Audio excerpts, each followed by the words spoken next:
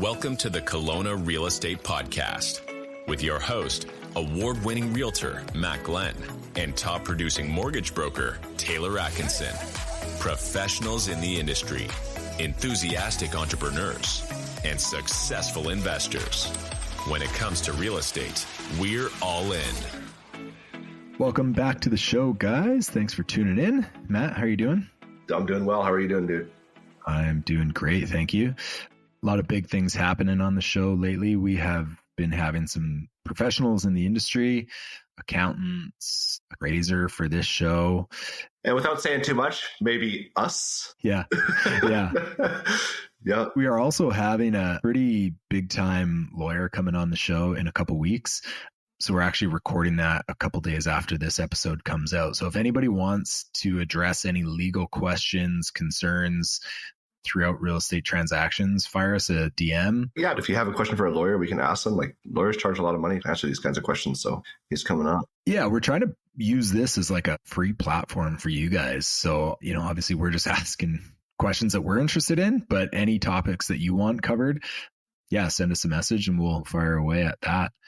But yeah, we want to jump right into the show. It's an awesome show. Taylor Dedora, I've used him personally, but he is a wealth of knowledge. And yeah, I think you guys will find a lot of good value out of this show. Yeah, it's a good one. Once again, it's 2 Taylors versus 1 Matt, but I survived. Yeah, the next Matt is yet to come on. It'll have to be a good one. I know. I'm looking forward to the 2 Matts versus 1 Taylor day. Yeah, I might just have to bow out on that one. Okay, enjoy the show, guys.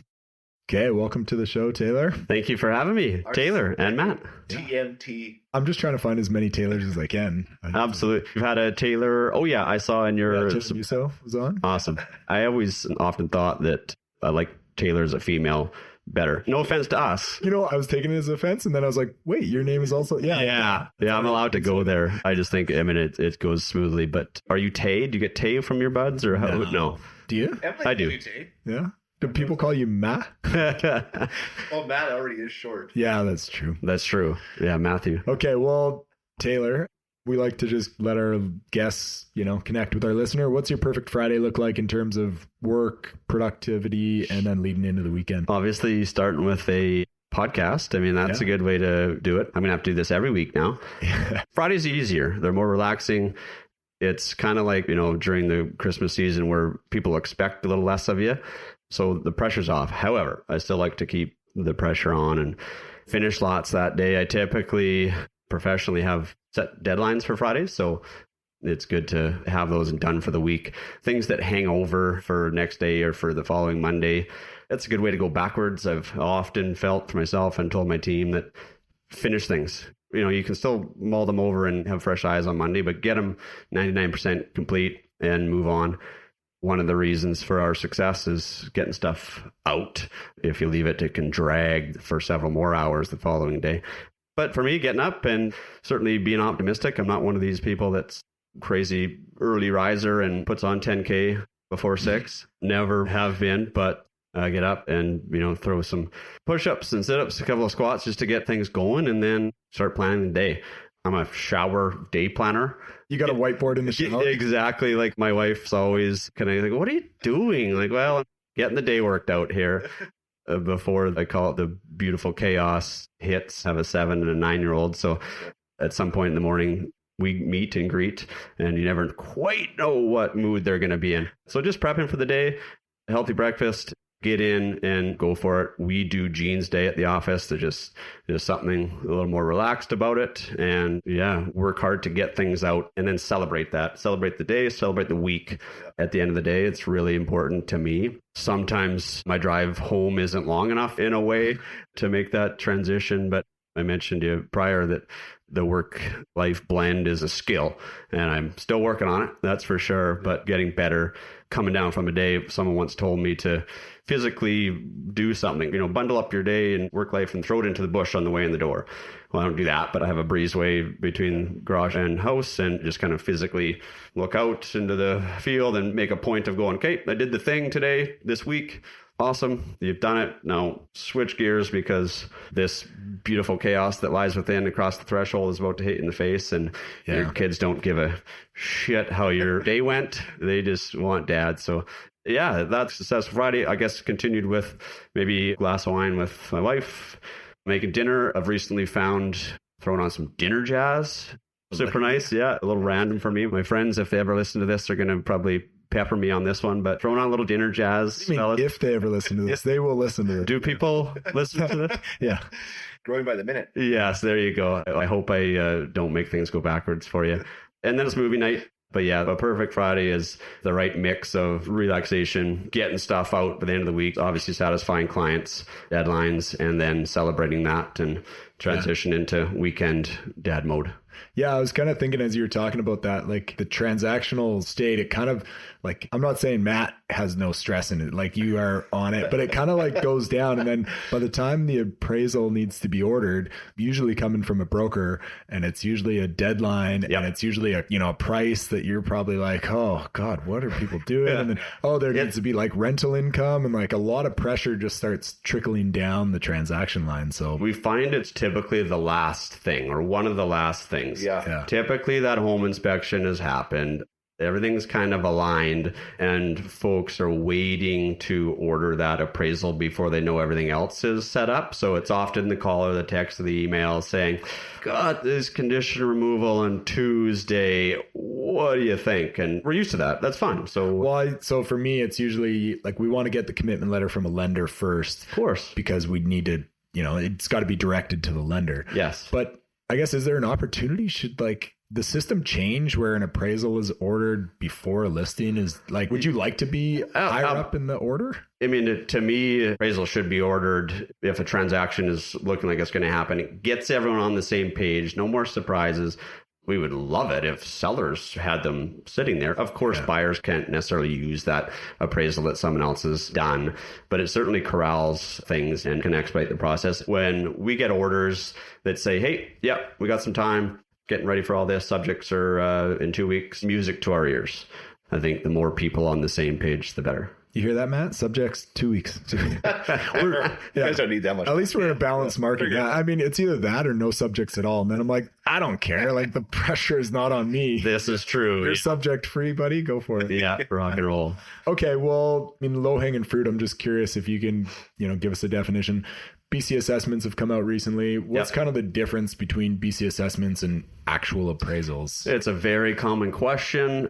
Not the easiest to answer, or not the easiest, at least, to sound good when I answer. Assessments, let's be honest here, they can be all over the place. I think very generally, right now in the residential world, they're kind of as close as they've been for many years because we had such exponential growth for a time. Assessments, people always have to remember, are effectively a year behind. They're based on the value from the previous July and the condition from the previous October. Why they do that, good question. But they've now kind of caught up. This year, for the first in a while, we're seeing a lot that are over. And that's on the rare side historically, but some that are over. And our firm also is involved with assessment appeals. So we see those. But generally these days, a lot closer. Assessment, great in a lot of ways, and market value, should be kind of the fairest and equitable way to tax people. There's millions of properties and only so many appraisers. They don't do what we do. They don't come into every single home and analyze the heck out of it. I don't even think they drive by. Sometimes they do, some they don't. Often it's a Google Earth photo, and they're relying on data from some building permit from 1978 or what have you. But a lot of new homes, they'll show up and check them out, of course. Generally, they do kind of as well as they can with the information, what they have, but it's a regression formula. It's called a regression analysis, where there's just this, a big long formula with several different variables attached to that. And the weight of the variables are based on the different characteristics, neighborhood, lot size, home size, quality. Out the bottom end spits an estimate of value. Yeah. And, sometimes often until they have to redo a whole roll or they get checked on things, they get an assessment appeal that is laid before them. They're not having to look specifically at an individual property to kind of recalibrate. The difference in terms of refining overall, I don't have exact numbers for you, but I'd say it's probably the closest it's been in years. Yeah. But we see some that are hundreds and hundreds off. Yeah. It's funny. So a few clients, and we're in this situation where, maybe somebody's buying from their parents or a friend, or like not a true private deal, but they're trying to come up with the value without having a real estate agent involved. And obviously, like, Matt has a bunch of information and data that you pull from for your CMA to kind of say, this is what we're going to list it at. Yeah. But then the market also dictates what it's going to actually sell at. Sure. So they're in this situation where they're like, this is where BC assessment is. Like, what's your opinion? I'm like, I don't know. It kind of varies. Like, the market would dictate what it would actually sell at. Yeah. You could get a real estate agent involved, or you could pay for an appraisal. And they're like, yeah, maybe we'll do an appraisal. I'm like, okay, that's going to be a few $100, like, at least if it's just done like privately, there's not a huge rush. You're not directing it to a lender. And they're like, a few $100. I'm not going to spend that. But we're talking like $1 million transaction. It's a really small part of the puzzle there that doesn't really cost that much. And, for you guys, like, it's a 4-year degree. Like, to be a mortgage broker, you could do it in a few months. It's not that difficult. Yeah. But like an appraiser, you guys are worth your weight, where you're actually like sifting through data daily, right? So, well, we certainly think we are. I mean, hey, there's nothing rocket science about what we do. Yes, you have to have a 4-year degree and then a couple more years through solder. But to come back to your point about the few $100 in cost relative to what's happening, it's certainly always been our pitch, and it's more than a pitch. It's just a reality that appraisal can be utilized as a tool, for various reasons, just to get people on the same page, especially family members, and just have this unbiased look at it that's based on, the science and art of the market. I think there's a misconception often we do is that it's just hey, add up the sticks and the stones, add them together, here's the numbers. Like, well, no, there's so much more qualitative analysis involved in the background about what's happening with the market, supply and demand, and where market participants apply different values and the variables that go on along with it. But yeah, for you to suggest something like that to anyone in your family, I think is fantastic. And we say, hey, well, here's a $400 report. This is a $1.5 million property that one party thinks is 1.7 and the other thinks is 1.2. There's a lot of money at play. There's a lot of emotion at play. Let us help you, get it corralled. Well, and even if I guess you're switching from like your primary residence to a rental, it's not a bad idea to get that value, if you're talking capital gains in the future. Good point. Like, that could save you thousands and thousands in capital gains tax. So, and we do that. That's one of the many functions of our work, working for individuals, investors, and accountants, to do just that. And often we're working retrospectively. So meaning, hey, accountant says I have to get an appraisal because at such and such a time, I either, converted it one way or the other. And we have to look at capital gains starting from that point or ending at that point or what have you. And then we're going back in time. And we have the data. Again, it's not rocket science. However, it can take us more time, and the cost can be a little higher for that report to have to go back several years and find the right comps and put our minds in the headspace of what that actual market was doing at that time, versus just doing it back then when you knew it was probably coming and saving yourself a few bucks. But yeah, we do work for that type of function regularly. Well, there's one other thing I'd like highlight for customers is, if we're in like a tight subject removal period and they're like, oh, we're just waiting on the appraisal, we know it's going to come in, this is a great deal. Yeah. It's not just the value. It's not like you're looking at foundation, but if something pops up in a report or you guys see something and it gets disclosed to a lender, and then the lender's not willing to lend on that, basement suites that are non-conforming that you're using rental income, but maybe the door isn't like a lockable door, like those little stove outlet. Yeah, like those little things. Absolutely. Good call for the suite for the market rent estimate. Like if that kills a deal yeah. and we can't use that lender, yeah. it really puts the pressure on everyone else that made that transaction happen. So just, I guess the point would be, it's a very necessary tool that needs to be done. And you said like unbiased, which is pretty powerful as well. So most lenders, like I'm not allowed to even choose who the appraiser is. Yeah. It has to go through a blind order. Yeah. Some lenders don't let you pay for them. And like it has to just be, everyone's very independent. Called AMCs, so appraisal management companies that wedged their way into the system 10 or 20 years ago. And so you're having to order through them. And fortunately, don't often get to choose who does it or the right appraiser for the job. But yeah, to come back to your points about the more than just value, we do thousands and thousands and thousands of appraisal reports for purchases. I would say that in my career, the number of times that the value has come in less or significantly less than the purchase price, I could count on a hand or two. Generally, our market is very good at figuring itself out in terms of value. Yes, there's definitely the odd time where we look at things and go, no, there's something funny happening here, or if we haven't thought of this, there's funny business, but that's very rare. So you haven't seen that happening lately in your business? Not yet. We're in a transitioning market, Matt, for sure. There's all these other factors now, and great, we can use rental income to help qualify. But that's another factor of our appraisal work that, hey, we have to work that out. And like you said, that can squash a deal if there's not enough income potential out of that home or that suite to help applicants qualify. So too can remaining economic life. Remaining economic life is probably one of the biggest factors that comes into play. And that is the estimate of how long this real property that we're looking at here as it is going to last. And so typically if this is a tear down, but folks have applied as if it's going to last for another 50 years and loan to values and all the things, sometimes gets portrayed as the bad person for sure, but that needs to be considered as well. Typically lenders want to see the remaining economic life estimate of at least 5 years more than the AM that's being applied for. Yeah, that's a great point, because there was a property that we're working on and that was a big issue for it. So you're protecting the lender, you're protecting the client, like you're just kind of the mediator to make sure that no one's going to essentially lose their shirt on this. That's it. A transaction, specific to that function, we come in as extra insurance, really. We are heavily insured. Lenders know that. They like that. But we're just coming in with nothing to gain or lose here. We do our job and say, what our opinion of value is. But along with that comes so much qualitative information and analysis that the lenders, and we think that particularly the buyer, obviously the seller just wants to move on and get done with the deal, but we think everyone involved should appreciate. And we're talking to realtors. A good appraiser is talking to the realtor involved. Hey, how did this go? Do you have any other offers? What do were showings like? What was the feedback? Do you have any other, listings that you think, what's the market been like? How much competitive supply exists?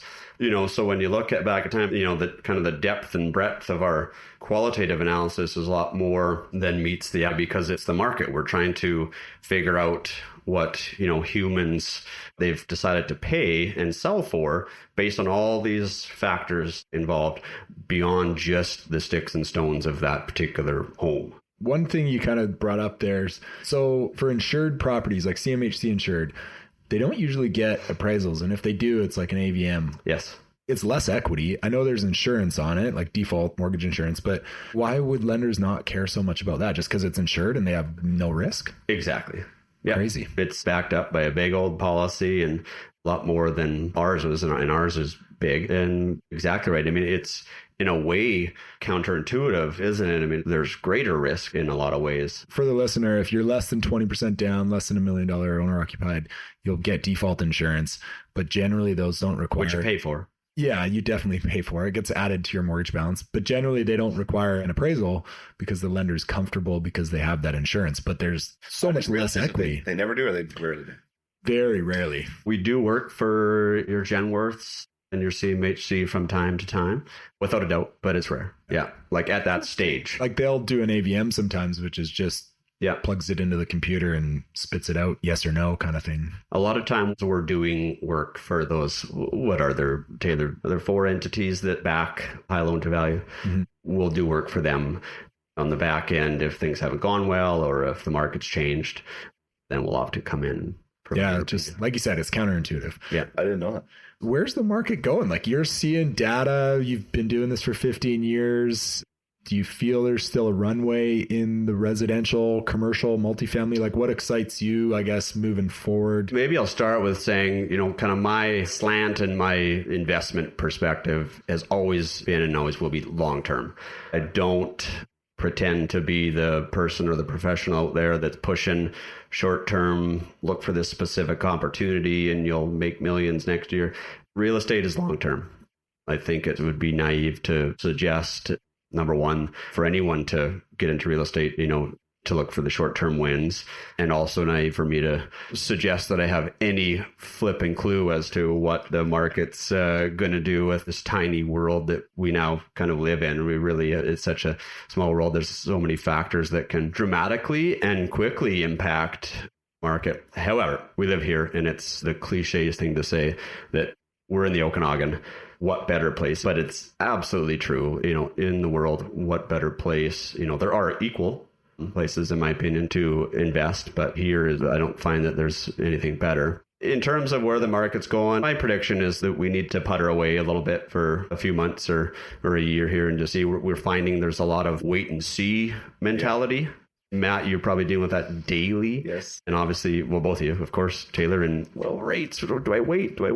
Yeah. On that note, to buy real estate, I get it. If it's, related to your primary residence or a vacation home or something, then you might feel the need to be a little more selective. But if it's for investment, you buy whenever you can buy. Save up enough money. Do not listen to the noise. If you have the down payment and you qualify, you buy. So I think, we're not going to see the big gains that we kind of got used to for the last 3 or 4 years, obviously in the short term here, but that doesn't mean that there's not some fantastic opportunities for the long term. Multifamily, of course, it's there and it's going to be there for our lifetimes. And this affordability factor is huge. Industrials exploded. So that's good. They work hand in hand. Yeah. Jobs, resident, they kind of cycle back and forth.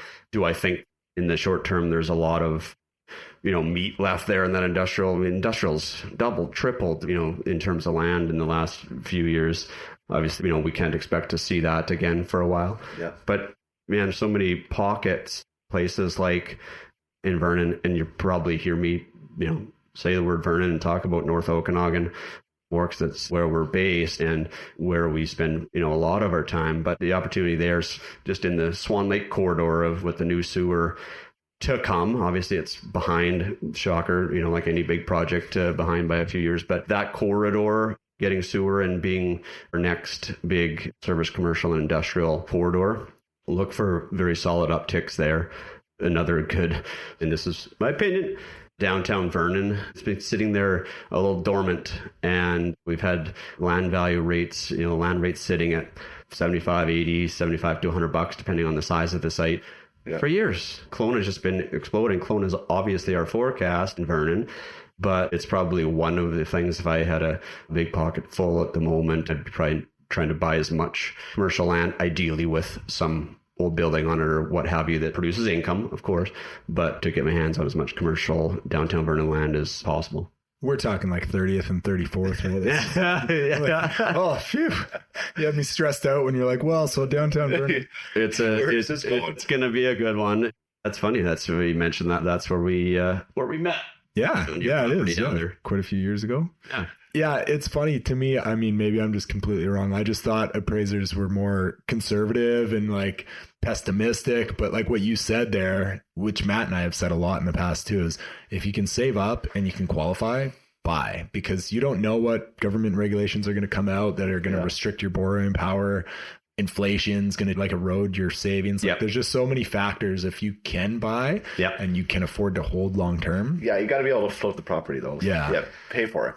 But yeah, I agree. If the numbers work, they're going to work for you. I think it's a good time to buy. My take is I'm an investor as much as I'm an appraiser. By that, I mean my wife, and then we actually are partners on most of our staff with my sister and her hubby. So my brother-in-law, we make a fantastic team. I manage it all, but it's all long-term. And our mentality has always been either buy because we have the purchasing power or LOC or something to dip into, and then work your butt off to pay that off and get the next one. Yeah. For me, my wife, very fortunate to is interior health and we'll have a nice, comfortable pension. But for me, nothing. And our real estate is our retirement and the cash flow that it will produce once all the, knock on wood, mortgages are paid off. And maybe some of them aren't ever, but there's certainly enough cash flow at that time. The time to buy is always now, guys, in my opinion, on the investment side. And just be in it long term.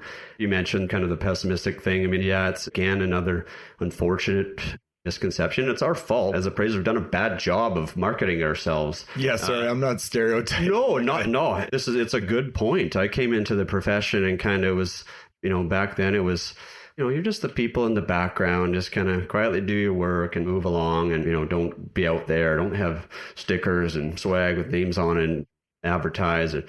And I get it, confidentiality is key, so it's not like we're showing up to homes and their vehicles are peppered with appraisal names, but promoting the profession and what we have to offer, and promoting reality and optimism where it's warranted.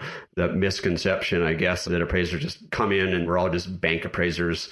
And how many times in my career I'd be wealthy if they were each worth $1 that I've heard, it's a bank appraisal, that'll be low. What do you mean low? It is what it is. I don't give a shit what it's for. Doing my job. The market's the market. We're here to analyze it. We're not here to make it up. We're not here to influence it. We're just analysts of it. And obviously, aside from that, especially as investors, we're advocates and stewards of it.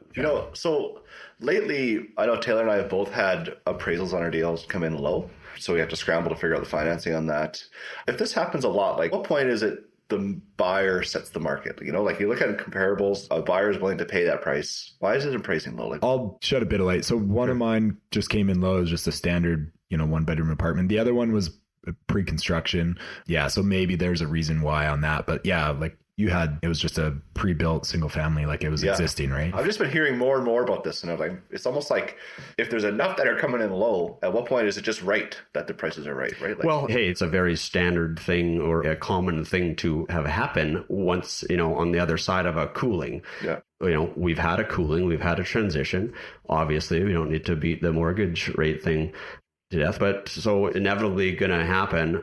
However, probably the tough thing for you two is you often don't get to see the appraisals, understand potentially why that is. Obviously is, the comparables, and maybe the right ones were used, maybe they weren't. We certainly hope they were. Whether there was a adjustment downward for time and changes in market conditions. If it's a certain property type that's an apartment, sounds like there should be lots of data and, relative number of comps around. But if it's a property type where there just hasn't been many sales of it recently, and we got to use a sale from 6 or 8 months ago, and there's an adjustment downwards there, whereas you, Matt, say to your buyers or your sellers, well, here's the comps. Okay, boom. And then, that sold for 8. So ours should be 8 because ours is very similar, and doesn't take into account our softening and what's happened in buyer sentiment into it. But that's always a really tough one because often there just isn't evidence yet to support upward or downward adjustment. So as a listing agent, I get a low appraisal from the buyer. So they come to me and say, we need to lower your price or we're walking away or whatever happens. What do? Do I go to the mortgage broker like Taylor and say, listen, your appraisal isn't right?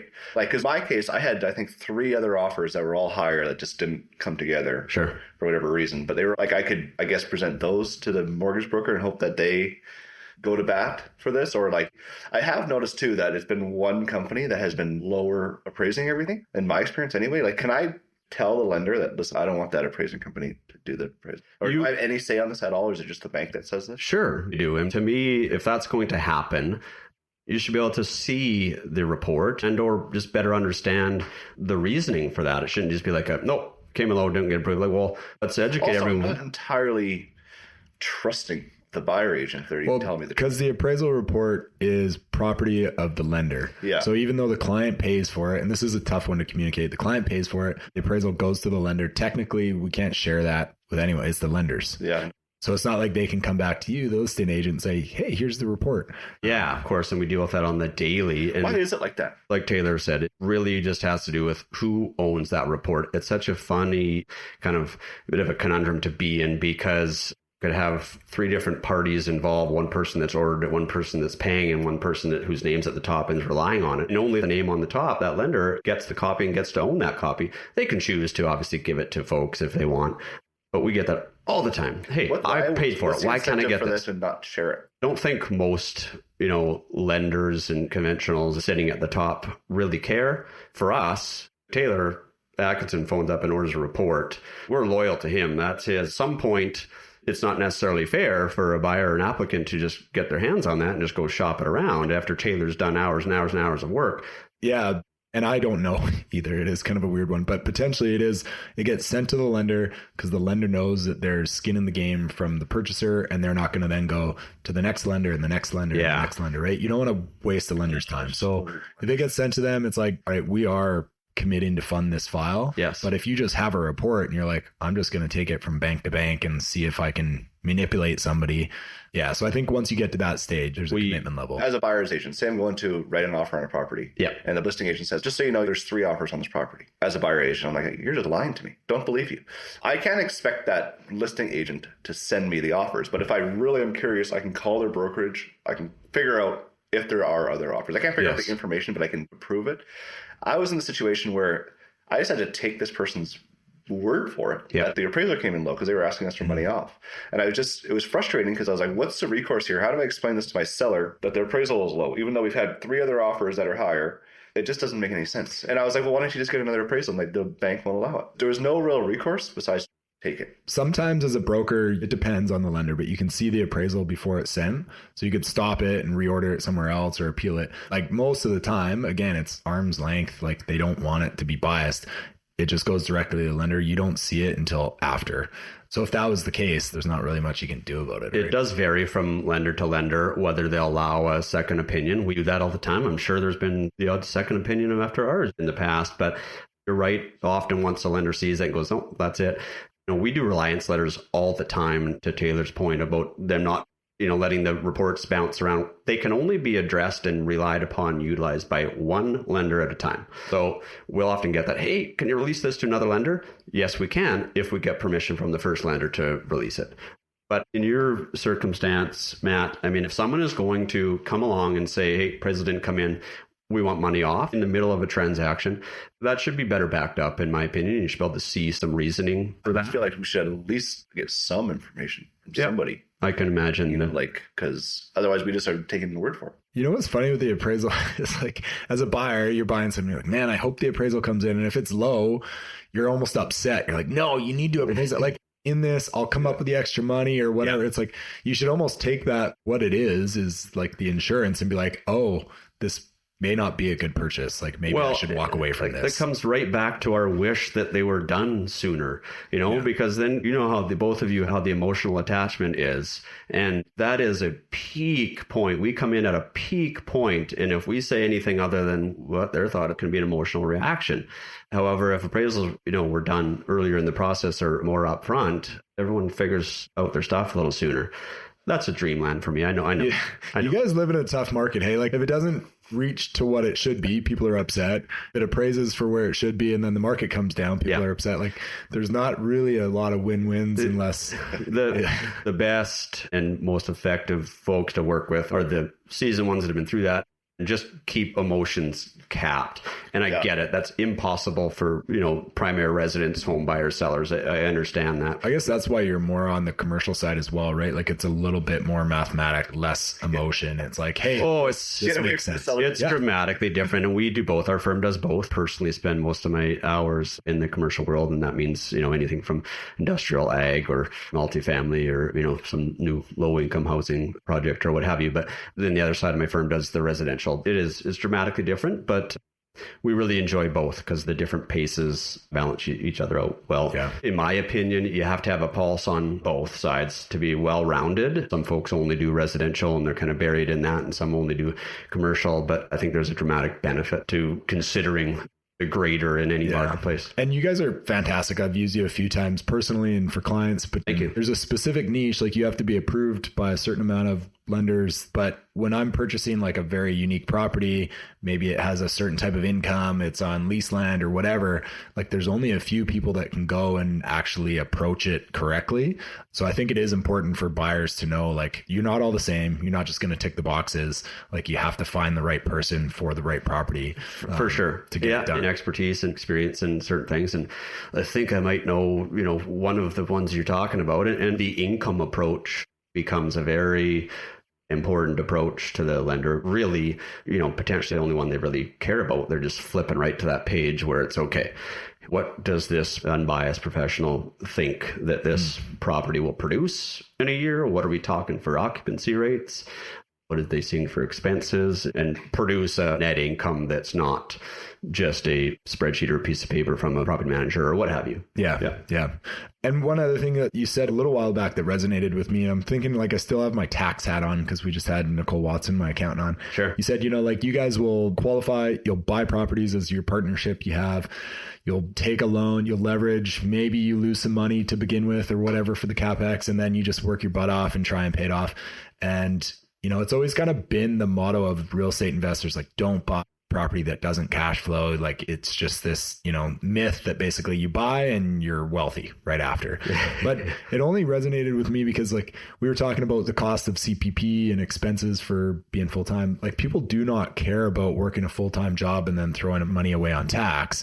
But as a real estate investor, people are like, I cannot lose money initially. Like it has to cash flow. It's kind of like, okay, would you rather be a full-time employee and throw money away on CPP that you hope when you're 65 or 70, you start making money off of it? Yeah. Or would you like to kind of control that asset now? And yeah, maybe like people are paying $400 a month in CPP.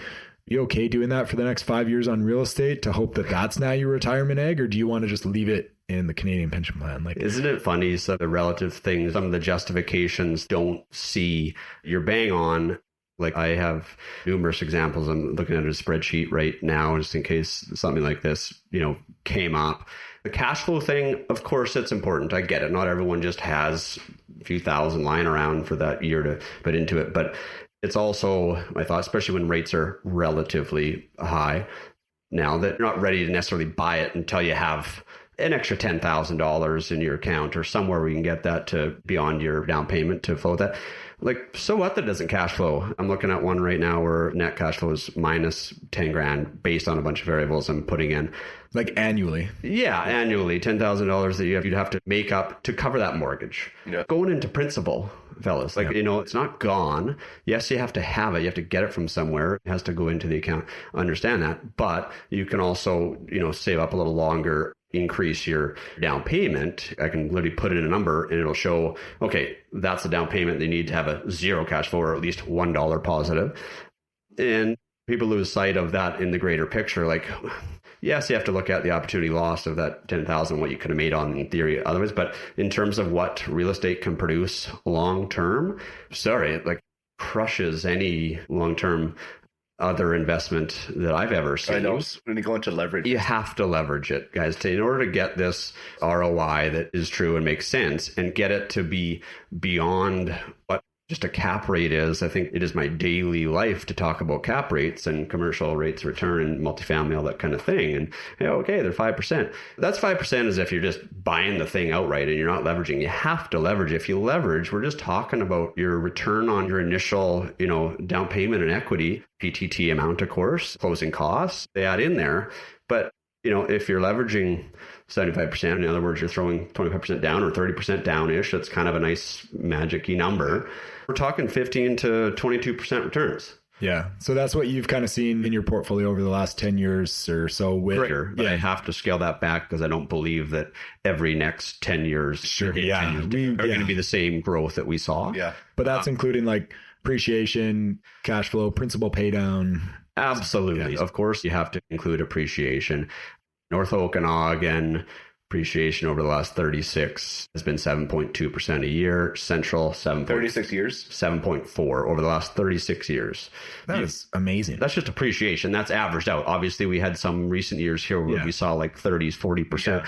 But Matt, you pull up those stats sitting right on a matrix, whatever it's called there now, and we've got 1987 average home value in Kelowna I looked last night. I think it was like 81,000.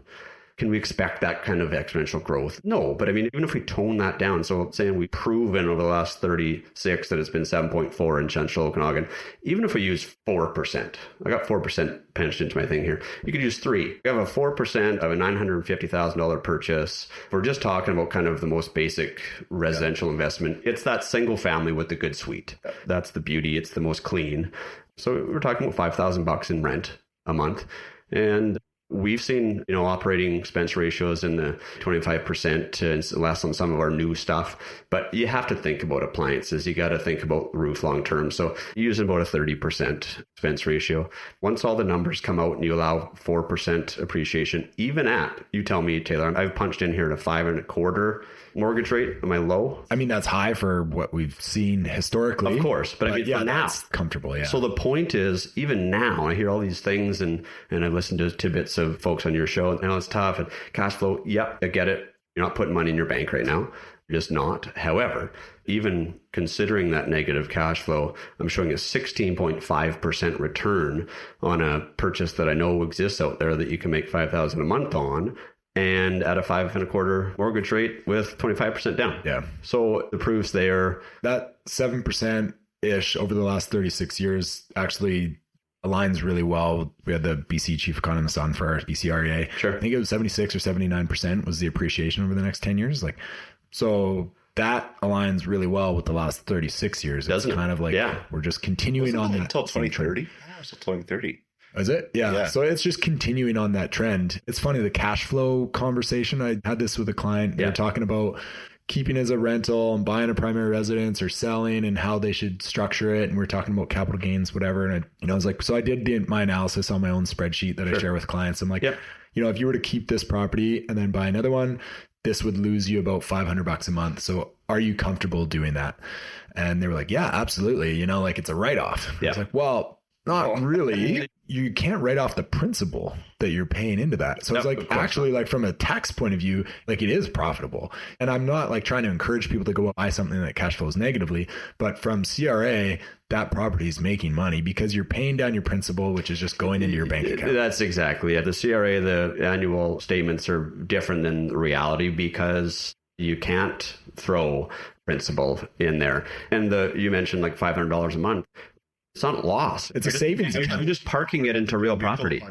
Yeah, exactly. Except for you get 10 times a return. And that's what I was talking about with CPP. It's people are okay to spend X amount of dollars on, well, I mean, you have to, but you can't do it cash flow wise for a property, which technically by taxes, it's making money. Anyways, that could talk about this stuff forever. My only comment on cash flow is it just makes it harder to buy more, right? Because kind of for sure you're in terms of qualifying and just being able to, you can't take $500 loss on this one and buy another one for another $500 loss and buy another one for another $500. There's a limit for sure. Understood. In the short term, anyway. In the short term, if I punch in what they were a couple years ago, to get some 2.7%, 2.5% mortgage rates, then it's going to literally flip the other way where it's 10,000. But it's not like those inputs to make the mortgage payments are lost. Exactly. Yeah. I mean, yes, in a way to a lender to qualify, that's they're lost. It's going out. I get it. But it all comes back to just working your butt off between purchases to build up for that next one.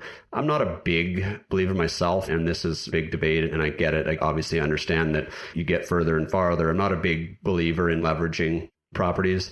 Get off the show. Get out of here. We've done that a couple of times and it works out great. But for me and what's worked for us, and I think a lot of folks, is because we see the other side of that where folks just get too buried in it and aren't just more focused on, okay, now I got to get back to work in my other life and my other source of income here just to pound that out to save up for that next down payment for the next one. Yeah.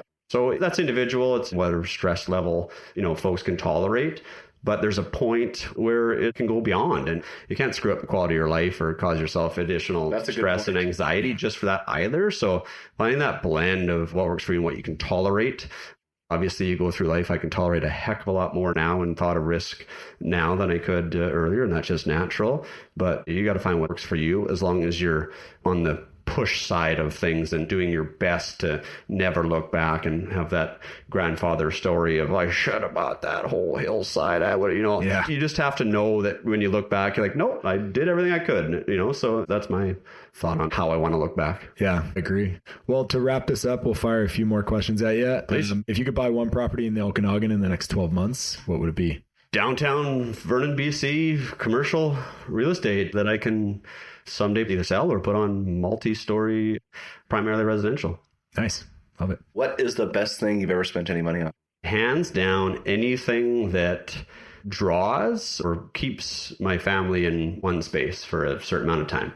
That can be many things. It can be a boat. It can be But another toy like a 4-seater side-by-side that gets you into the mountains and gets you some mountain therapy, or a trip, or a backyard above-ground pool. I don't care. It's something that forces my family to stay in a confined area and have a great reason to hang out. That is awesome. So do your kids play sports? They do. Yeah. So my wife and I are talking about this a lot right now. It's just kind of a topic of our mind. It's like, what do we get our 10-month-old son to do? Like, do we go skiing so that we can do it together? Do we get a boat so we can do it together? Do we play hockey where we all just watch him? Like, what do you think? Sounds like you think do something together. I like together. I mean, if you're a big hockey guy, now's probably the time to get that stick in his hands. But yeah, it's just breaking stuff in your house. Just get it started. But I'm a proponent of both because they have to also be away from you and socialize with their peers. So learn how to that have a team. And all that soccer team thing exactly is super important. Like to be involved if I can in some coach way or bringing the oranges or whatever, but being together and doing it together, I firmly believe in, like I mentioned, the quad up into the mountains or whatever, experiencing that and getting away from the hustle and bustle that we've created down here. You just can't put a value on that and that time. I mean, we talk value. Nothing even touches time. Time is the most important thing we got. When you have kids, like with your kids, Yeah. How do you give back? What's a charity you like? You call it C&C, and that's community and cancer. The community thing, in my opinion, to any good professional and or firm or group of folks is giving back to the community, in which they operate or practice, and which has given them so much. So I spent many years as a Rotarian.